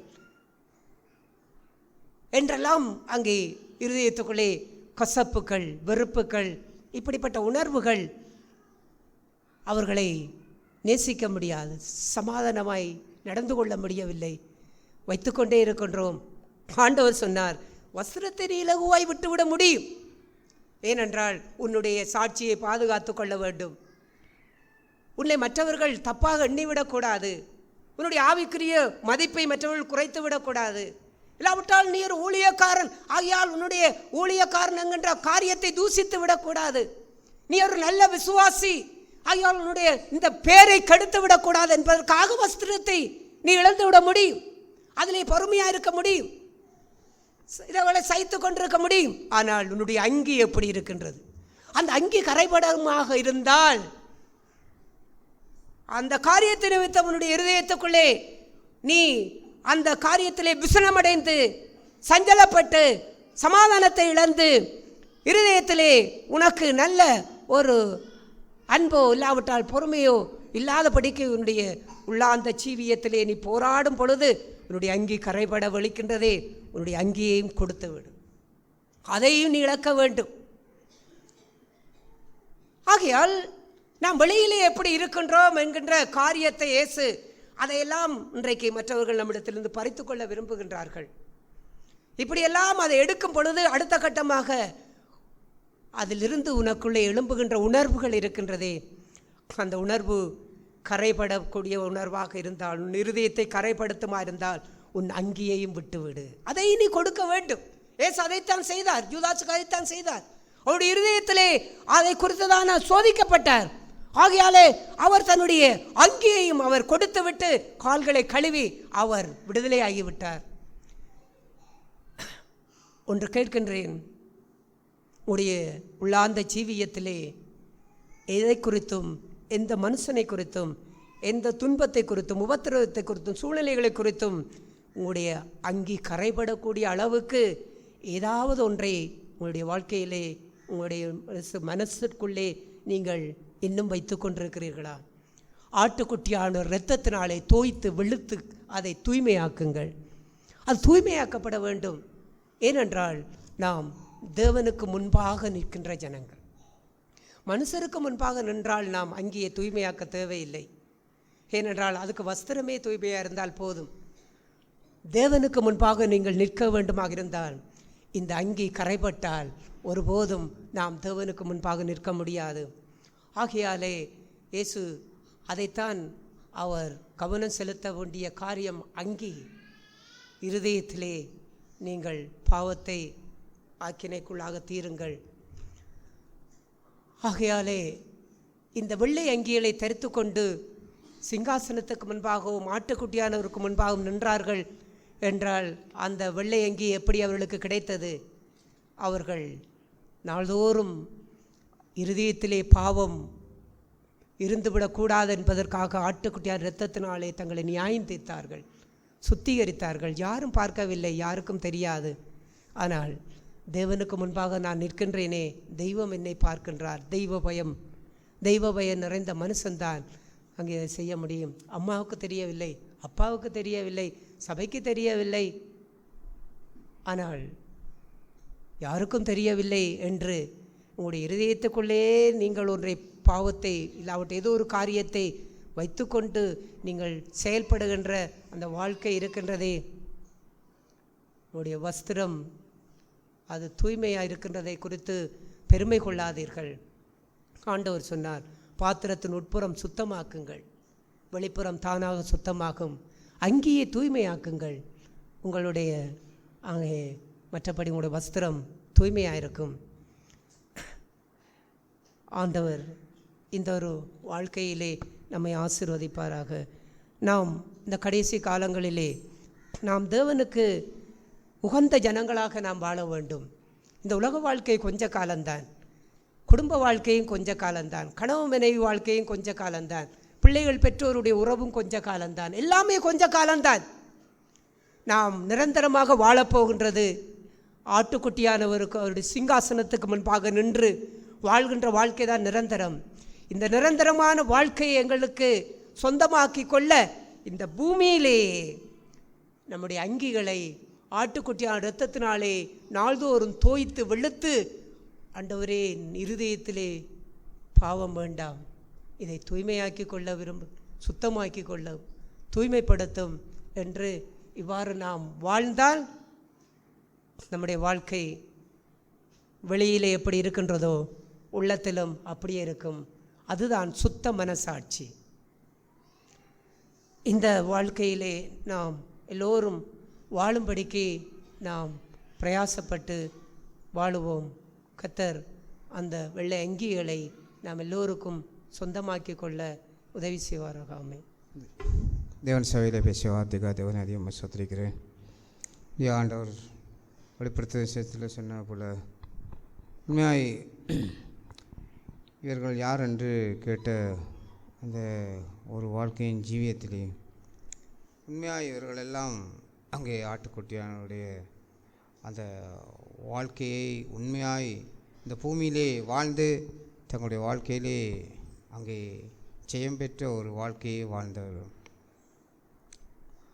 ஆகையால் தான் பரிசுத்தாவியானவர் அதை அங்கே எழுதுகிறார். இங்கே மிகுந்த உபத்திரவத்தில் இருந்து வந்தவர்கள் இவர்கள் தங்கள் அங்கிகளை ஆட்டுக்குட்டியானவருடைய இரத்தத்தினாலே தோய்த்து வெளுத்தவர்கள்.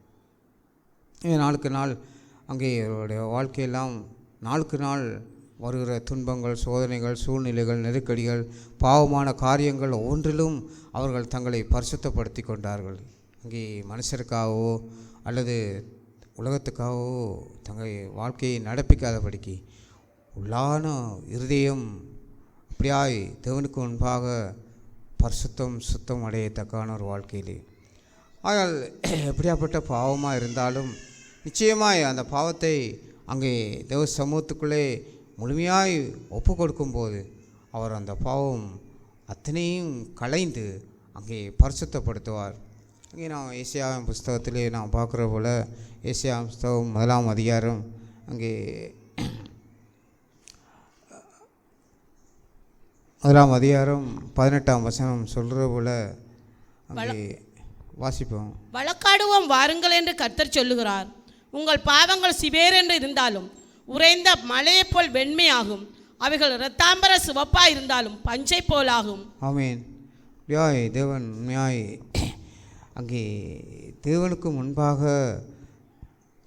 உண்மையாய் என்னுடைய வாழ்க்கையை நான் ஒப்பு கொடுக்கும்போது, அர்ப்பணித்து உண்மையாய் பரிசுத்தமான ஒரு வாழ்க்கையை வாழ வேண்டுமென்று நான் வாஞ்சிக்கும் போது, வைராக்கியம் கொள்ளும்போது, நிச்சயமாய் தேவன் எப்படியாப்பட்ட அது பாவம் அகோரமாக இருந்தாலும் அங்கே தேவனுக்கு முன்பாக நிற்கும்போது, எந்த பாவமாக இருந்தாலும், எந்த ஒரு தேவனுக்கு விரோதமான ஒரு காரியமாக இருந்தாலும், அவருடைய பாதத்திலே நிற்கும்போது, அவருடைய சமூகத்துக்கு முன்பாக நிற்கும்போது, அத்தனையும் தேவன் அங்கே வெளுத்து அங்கே ஒரு பரிசுத்தமான ஒரு மகத்துவமான வாழ்க்கையின் ஜீவியத்தை கொடுக்குற ஒரு தேவாதி தேவனாக இருக்கிறார். என்னோடய வாழ்க்கையிலே நான் அதைத்தான் நோக்கிறேன். ஆண்டவர் சொன்னது போல் உண்மையாய் அங்கே இவர்கள் ஆட்டுக்குட்டியானுடைய அங்கே இரத்தத்தினால் தோய்த்து வெளுத்தவர்கள், அந்த இரத்தத்திலே தோய்த்து வெளுத்தவர்கள். ஐயா, எப்பொழுதும் அந்த ஒரு உணர்வு இன்றைக்கி தேவன் காண்பித்தெல்லாம் உண்மையாய் இந்த பூமியிலே வாழ்கிற வாழ்க்கை அங்கே இதோடே அங்கே என்ன செய்துவிடும், இந்த உலகத்தின் ஒவ்வொன்றும் அழிந்து போய்விடும். ஆனால் எந்தளவுக்கு நான் தேவனுக்கென்று என்னை அர்ப்பணித்து அந்த அர்ப்பணித்தின பிரகாரம் அந்த பரிசுத்தமான வாழ்க்கையே என்னுடைய வாழ்க்கையிலே ஒரு ஜெயம் பெற்ற வாழ்க்கையாய் முழுவதுமாய் ஒப்பு கொடுத்து ஒவ்வொரு வேளையிலும் ஆண்டவரே கரைபடாத வாழ்க்கை, கரைபடாத ஜீவியம் ஆண்டவரே இதயத்திலே இருக்க வேண்டும். ஆண்டவரே இப்பொழுது நான் கரைபட்டு விட்டேனே ஆண்டவரே, இப்பொழுது நான் கரைபட்ட ஒரு மனுஷனாக இருக்கேன் ஆண்டவரே, இந்த கரையை நீக்கி போடட்டும் ஆண்டவரே. உண்மையாய் அது மட்டும் எனக்கு இருக்கட்டும், மற்றபடி எதுவும் வேண்டாம். ஆகையால் உம்முடைய சமூகத்துக்கு முன்பான ஒரு வாழ்க்கை அது பரிசுத்தமாக இருக்க வேண்டும். ஆகையால் என்னை நீர் என்ன செய்யும், என்னை கழுவி என்னுடைய பாவங்கள் அத்தனையும் போக்கத்தக்காக என்னை சுத்திகரியும் என்று அந்த ஒரு வாஞ்சையும் வைராக்கியத்துக்குள்ளாகவும் கடன் செல்லத்தக்கான அந்த ஆவியிலே தேவன் நாள்தோறும் என்னை நடத்தத்தக்கா அந்த விசுவாசத்தை பற்றி கொண்டு பிடித்து கொண்டு எதிலே எந்த வாழ்க்கை எந்த ஜீவியத்திலையும் தேவனுடைய வழியை விட்டு விலகுறதற்கு எதுவான எந்த ஒரு அவிசுவாசமான காரியமோ விலகினத்து காரியம் பிசாசின் கிரியைகளோ பாவமான எந்த ஒரு காரியத்துக்கோ இடம் கொடுக்காபடி எப்பொழுதும் தோய்த்து அங்கே வெளுக்கப்பட்ட ஒரு வாழ்க்கை, பரிசுத்தப்படுத்த ஒரு வாழ்க்கை, அந்த ஒரு வாழ்க்கையே தொடர்ந்து தேவன் தரத்தக்காக தொடர்ந்து அந்த வாழ்க்கையிலே கடன் சென்று நாங்களும் அவருடைய சிங்காசனத்துக்கு முன்பாக நிற்கக்கூடிய ஒரு வாழ்க்கையிலே தேவன் நடத்தத்தக்கான அந்த மாபெரும் அந்த மகத்துவமுள்ள ஒரு ரட்சிப்பின் மகத்துவத்தை பாதுகாத்து கொண்டு பரலோக ராஜ்யத்துக்குரியவர்களாய் நிற்கத்தக்கான ஒரு வாழ்க்கையிலே கடன் செல்ல தேவன் கிருபை செய்வாராக. ஆமென். கர்த்தருடைய பரிசுநாமத்துக்கு ஸ்தோத்திரம். தேவன் காலை வேளையிலே பேசியான தேவனுடைய வார்த்தைக்காய் தேவனை அதிகமாக நன்றி செலுத்துகிறேன். தேவன் காலை வேளையிலே என்னுடைய இருதயத்தை குறித்தான அந்த அங்கியை நான் பரிசுத்தப்படுத்தி பாதுகாத்து கொண்டு வாழுகிறேன் என்றான காரியங்களை குறித்து தேவன் காலை வேளையிலே இடைப்பட்டு பேசினார். தேவனை அதிகமாக நன்றி செலுத்துகிறேன். இந்த நாட்களிலே இந்த என்னுடைய அங்கி என்று சொல்லக்கூடியான நான் என்னுடைய ஆடைக்கு உள்ளே போடக்கூடியான அந்த அங்கியை நான் எவ்வளவாய் சுத்தமுள்ள ஒரு அங்கியை நான் பாதுகாத்து கொள்கிறேன், அந்த அங்கியை நான் அணிந்து கொள்கிறேன் என்றான அந்த காரியங்களை குறித்து தேவன் காலை வேளையிலே என்னோடு இடைப்பட்டு பேசினார். அந்த காரியமெல்லாம் இன்றைக்கு என்னுடைய அங்கியை நான் சுத்தப்படுத்தி கொண்டு வாழ்கிறான சுத்தப்படுத்தி அதை நான் அந்த அணிந்து கொள்கிறான் அந்த காரியங்களை விட என்னுடைய வஸ்திரத்தை நான் முதலாவது நான் சுத்தப்படுத்தி கொண்டு வாழுகிறான் அந்த வாழ்க்கையை தான் நான் முதலில் விரும்புகிறான ஒரு மனுஷனாக நிற்க முடியும். நான் என்னுடைய அங்கியை நான் ஒரு பொருட்டாகவே நான் எண்ணுகிறான ஒரு மனுஷனாக நிற்க முடியாது. ஆனால் நிற்க முடியாது. ஆனால் என்னுடைய வஸ்திரத்தை நான் சுத்தப்படுத்தி கட்டாயமாக நான் சுத்தப்படுத்தி கொண்டு வாழ வேண்டிய மனுஷனாக நிற்கிறேன். ஏனென்றால் நான் மனுஷர்களுக்கு முன்பாக நடக்க வேண்டிய ஒரு மனுஷனாக நிற்கிறேன். ஆனால் இன்றைக்கு தேவன் பேசியான இந்த வார்த்தையை போல என்னுடைய ஜீவியத்திலே நான் என்னுடைய வஸ்திரத்தை நான் சுத்தப்படுத்தி கொண்டு வாழுகிறான் அந்த வாழ்க்கையிலே நான் மனுஷனுக்கு முன்பாக ஒரு நீதியுள்ள ஒரு மனுஷனாய் தேவனை மயப்படுத்தி வாழுகிறான ஒரு மனுஷனாய் தேவனை கீழ்ப்படிந்து வாழுகிறான ஒரு மனுஷனாய் நான் காண்பிக்க முடியும்.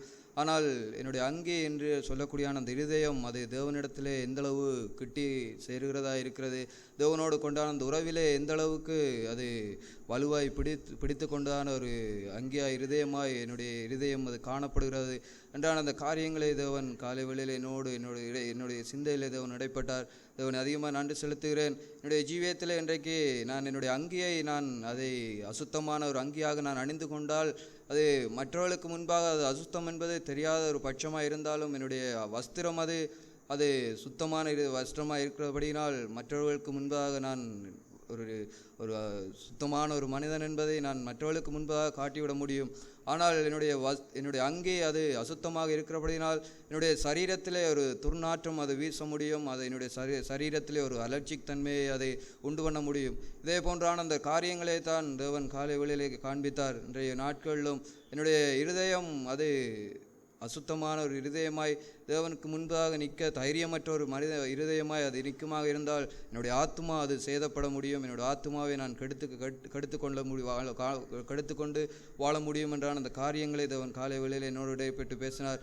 தேவனை அதிகமாக நன்றி செலுத்துகிறேன். என்னுடைய ஜீவியத்திலே என்னுடைய அந்த பாத்திரம் அது உட்புறம் அது சுத்தமாகப்பட வேண்டும் என்றான் அந்த காரியங்களிலே கடந்த நாட்களிலே தேவன் சபையிலே பேசினார். அந்த வார்த்தையை போல என்னுடைய அபிஷேகம் இன்றைக்கு தேவனுடைய அபிஷேகம் எனக்கு தேவையாக இருந்தால் என்னுடைய பாத்திரம் அது சுத்தமாக வேண்டும். அப்பேற்பட்டான் அந்த ஜீவியத்திலே தான் தேவனுடைய அபிஷேகத்தை நான் பெற்றுக்கொண்ட ஒரு மனுஷனாய் என்னுடைய ஜீவியத்திலே அந்த பாவ கரைகளை நான் கழுவி சுத்திகரித்து தேவனுடைய அந்த இரத்தத்தினாலே தோய்த்து வெளுத்து என்னுடைய இருதயத்தை நான் பாதுகாத்து கொண்டு சுத்தப்படுத்தி கொண்டு என்னுடைய அங்கேயே நான் பாதுகாத்து கொண்டு அவருக்கு முன்பாக எல்லா சூழ்நிலையிலும் எந்த நிலைமையிலும் எப்பேற்பட்டான பாடுகள் வந்தாலும் உபத்திரவங்கள் வந்தாலும் எப்பேற்பட்டான சோதனைகள் வந்தாலும் என்னுடைய இருதயம் அது சேதமாக கூடாது என்றான் அந்த நோக்கத்திலே நான் செயற்பட முடியும் என்றான் அந்த காரியங்களை தேவன் காலை வேளையில் என்னோடு இடைப்பட்டு பேசினார். தேவனை அதிகமாக நன்றி செலுத்துகிறேன். என்னுடைய ஜீவியத்தில் என்னுடைய அங்கேயே நான் சுத்தப்படுத்தி வாழ வேண்டும் என்று நினைக்கிறதான என்னுடைய ஜீவியத்தில் நிச்சயமாக என்னுடைய வஸ்திரம் அது சுத்தப்படுத்தி வாழ வேண்டும் என்றான அந்த வாஞ்சையும் வைராக்கியம் என்னிடத்திலே நிச்சயமாய் காணப்பட முடியும். மாறாக என்னுடைய ஜீவியத்திலே என்னுடைய வஸ்திரத்தை மாத்திரம் நான் சுத்தப்படுத்தி கொண்டு வாழ வேண்டும் என்றான அந்த ஜீவியத்தில் நான் நிற்பேனாக இருந்தால் நிச்சயமாக என்னுடைய வாழ்க்கையிலே நான் என்னுடைய அங்கேயை சேதப்படுத்தி கொண்டு வாழ்கிறான ஒரு மனுஷனாகத்தான் நிற்க முடியும் என்றான அந்த காரியங்களை தேவன் கடந்த காலை வேளையில் என்னோடு பேசினார். தேவனை அதிகமாக நன்றி செலுத்துகிறேன். நானும் வருகிற நாட்களிலும் என்னுடைய ஜீவியத்திலே என்னுடைய இருதயத்திலே ஏற்படக்கூடியான எல்லா விதமான அசுத்தமான தேவனுக்கு பிரியமற்றான அந்த காரியங்கள் என்னிடத்திலே காணப்படுகிறான் அந்த மனுஷர்களுக்கு மறைத்து வாழக்கூடியான அந்த வாழ்க்கையிலே என்னிடத்திலே காணக்கூடிய அந்த உண்மையற்ற தன்மைகள் போன்றான காரியங்களை நான் என்னுடைய ஜீவியத்திலே நான் சோதித்து ஆராய்ந்து பார்த்தவனாய் அவருடைய இரத்தத்திலே நான் தோய்த்து வெளுத்து அந்த இருதயத்தை எப்பொழுதும் பாதுகாத்து கொண்டு அவர் தங்குகிறான் அந்த ஆலயமாய் என்னுடைய இருதயத்தை நான் பாவித்து கொண்டு அவருக்கு உகந்தான ஒரு மனுஷனாய் நின்று வாழ பரிசுத்த ஆவியானவர் வருகிற நாட்களில் என்னை நடத்துவாராகாம். ஆவியானவர் சபையிலே பேசின வார்த்தை என்னுடைய இதயத்தையும் அது ஆழமாய் அது ஆராய்ந்து பார்க்கிற ஒரு ஜீவியத்துக்குள்ளாய் என்னை நடத்தியது. அங்கே வெளிப்படுத்தின விசேஷத்திலே அங்கே சிங்காசனத்துக்கு முன்பாக நின்று தைரியமாய் ஆர்ப்பரிக்கிற ஒரு வாழ்க்கை, அதற்கு எது முக்கியமான தேவை என்றால் அங்கே என்னுடைய வஸ்திரத்தை அல்ல, என்னுடைய உள்ளான மனிதனை அங்கி என்கிற அந்த உள்ளான அந்தரங்க ஜீவியம் அது எல்லா விதத்திலும் தூய்மையுள்ளதாய் இருக்கும்போது தான் அங்கே நான் அந்த இடத்திலே நின்று குருத்தோலை பிடித்து நான் அந்த ஆர்ப்பரிப்பை நான் செய்ய முடியும். அந்த இடத்திற்கு நான் தகுதியுள்ளவனாய் ஆகுவதற்கு என்னுடைய இதயம் உள்ளான அந்தரங்க ஜீவியம் அந்த அங்கி என்கிற அந்த உள்ளான அந்தரங்க ஜீவியம் எனக்குள்ளே தூய்மை அடைய வேண்டும். நானும் என்னுடைய இதயத்தின் குறைவுகளை நான் காணுகிறேன். இன்னும் அநேக குறைவுகளை எனக்குள்ளே நான் காணுகிறேன். ஒரு குறையுமற்ற ஒருவனாய் நான் இந்த பூமியிலே அந்த சிங்காசனத்துக்கு முன்பாக நான் ஆட்பறிக்கிற ஒரு ஜனங்களில் ஒருவனாய் நிற்கவே நான் வாஞ்சிக்கிறேன். அதற்காக என்னுடைய அந்தரங்க ஜீவியத்தை இன்னும் அதிகமாய் தூய்மைப்படுத்த நான் விரும்புகிறேன். தேவன் தாமே எனக்கு உதவிசுவான் நம்புகிறேன், விசுவாசிக்கிறேன், அறிக்கையும் செய்கிறேன். அறிக்கையை காத்துக்கொள்ள கர்த்தர் உதவிசுவாராமே. ஆண்டவர் சோத்திரம். தேவன் இந்த கால வேளையிலும் தேவன் பாவத்தை குறித்தான காரியத்தை குறித்து தேவன் பேசும் பொழுது என்னை நானே ஆராய்ந்து பார்க்கும் பொழுது நான் எப்படிப்பட்டவனாய் நான் வாழுகிறேன் என்பதை நான் ஆராய்ந்து பார்க்கும் பொழுது அங்கே வெளிப்பிரகாரமான காரியத்திலே அங்கே வஸ்திரம் தரித்தவனாய் நான் இருக்கிறேன் என்பதை நான் உணர்ந்தேன். அங்கே கடந்த நாட்களிலே என்னுடைய உடல்லே அங்கே உடம்பிலே அங்கே நோயால் நான் அவசப்படும் பொழுது அங்கே இப்போ ஒரு வியாதி வரும்பொழுது நான் அந்த வியாதியை குறித்து நான் பல தடவை அங்கே சிந்திக்கும்படியான ஒரு காரியத்தை நான் அதை சிந்தித்து பயப்படக்கூடிய ஒரு சூழ்நிலை என்னுடைய இருதயத்திலே காணப்பட்டது. அங்கே அந்த பயம் அங்கே என்னுடைய இருதயத்திலே இருக்கிறதா எப்படி அந்த பயம் என்னத்துக்கு என் இருதயத்திலே வந்ததை நான் நிதானித்தேன்.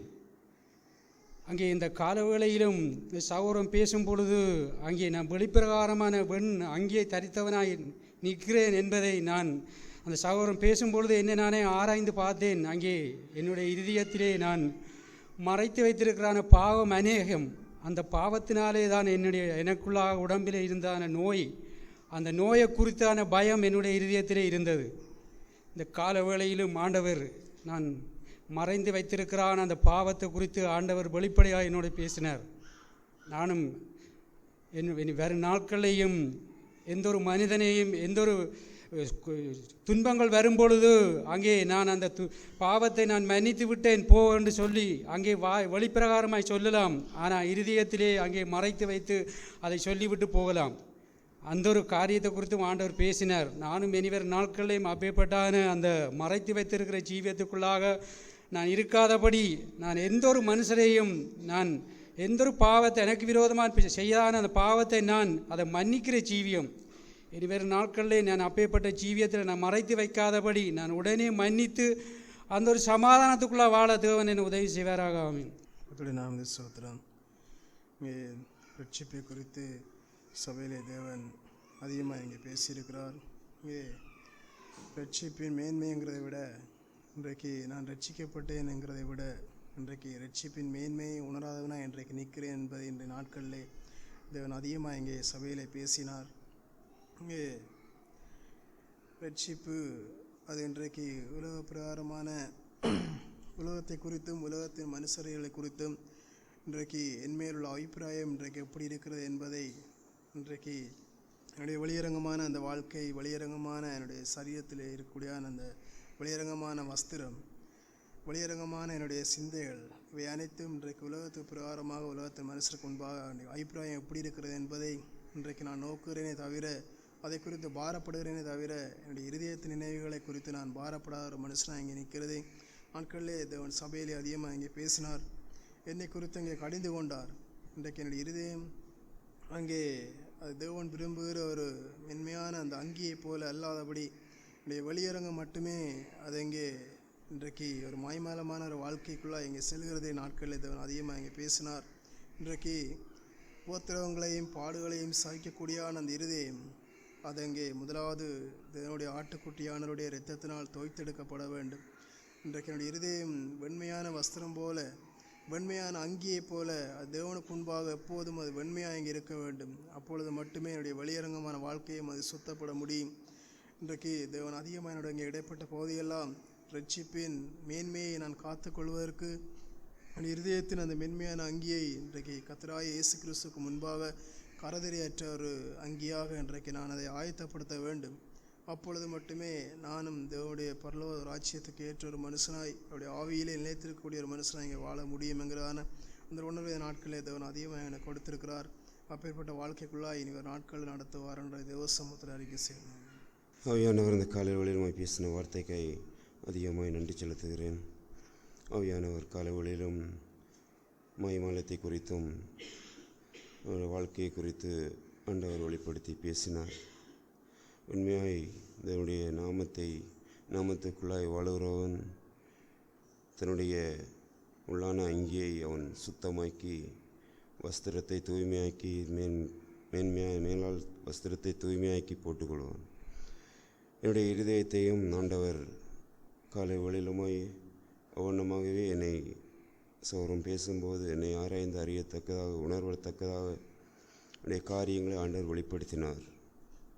ஆட்டுக்குட்டியான ஒரு இரத்தத்தினால் தோய்த்து ஒழுக்கப்பட்டு தூய்மையாக்கப்பட்ட ஒரு வஸ்திரம் அது எவ்வளவாய் அது தூய்மையும் உண்மையும் நிறைந்ததாய் தேவனுக்கு முன்பாய் அது எப்படியாப்பட்ட ஒரு காரியமாக இருப்பது என்பதை குறித்து ஆவியானவர் அதிகமாக வெளிப்பட்டார். உண்மையாய் என்னுடைய வாழ்க்கை முழுவதும் தேவனுக்கு முன்பாய் என்னுடைய அங்கியை நான் கவனமாய் நான் தரித்தவனாய் தேவனுக்கு முன்பாய் எவ்வளவு நிமிர்ந்து தேவனுக்கு முன்பாய் அவருக்கு முன்பாய் நான் உண்மையாய் அவருடன் சஞ்சரித்து வாழக்கூடிய வாழ்க்கையை குறித்து வெளிப்படுத்தினான காரியம் ஆண்டவர் எனக்குள்ளாய் அதிகமாய் ஒரு புதியொரு வாழ்க்கையும் புதியொரு ஜீவியத்துக்குள்ளாக நடத்தத்தக்கதாகவே ஆண்டவர் பேசினார்.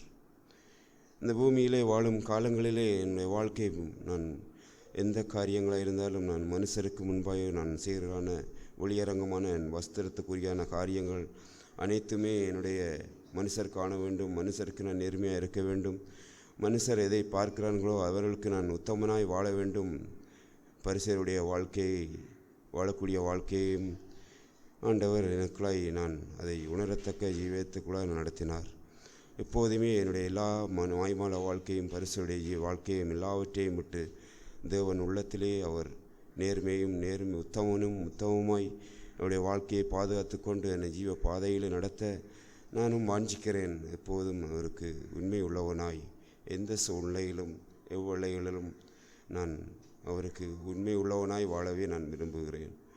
நான் எப்போதுமே தேவனுக்கு முன்பாய் ஒரு காரியம் கூட விரோதமாய் வாழ்வதற்கு ஆவியானவர் என்னை அனுமதிப்பதும் இல்லை, அனுமதிக்கப் போகிறதும் இல்லை. நான் என்னுடைய எப்போதும் நான் தேவனிடத்தில் நான் கேட்பதெல்லாம், ஆண்டவரே என் ஜீவியம் முழுவதும் இந்த பூமியில் வாழும்போது நான் வாழும் நாட்களில் இந்த செல்லுமான பாதைகள் அனைத்தும் எப்போதும் நான் என் பேச்சுக்களாக இருக்கட்டுக்கும் நடக்கையாக இருக்கட்டுக்கும் எல்லாமே நான் உங்களுக்கு உண்மையாக இருக்கட்டுக்கும் எல்லாவற்றுக்கும் என்னால் ஒன்றும் முடியாது, நீங்கள் என்னோடு கூட இருந்து நடத்துங்கன்னு சொல்லி நான் கேட்கும்போது ஆண்டவர் அவ்வளமாகவே நடத்துகிறார்.